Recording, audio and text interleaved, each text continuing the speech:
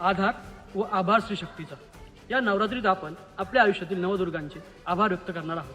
देवीच्या नवदुर्ग रूपातील देवीचं 6वं रूप म्हणजे कात्यायनी. कात्यायनी म्हणजे धैर्यशील, बलवान, संघर्षमय. हे रूप मला माझ्या शेतकरी महिला भगिनींमध्ये दिसतं. त्या उन्हात पावसात मातीशी झगडून अन्न पिकवतात. त्यांनी पिकवलेलं अन्न आपल्या ताटात येतं.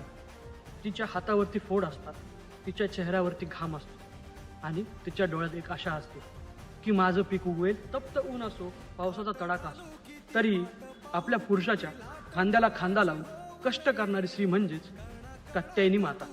ती मातीत रक्त मिसळते, स्वतःसाठी नाही तर जगासाठी पिकवते. जगाच्या प्रत्येकाच्या ताटात जाणारा प्रत्येक अन्नाचा कण म्हणजे तिच्या श्रमाचा प्रसादच म्हणावा.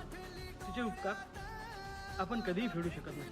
अशा या अन्नदात्र्या मातेला आपण वंदन करूयात, तिचे आभार व्यक्त करूयात. जय जगदंबा.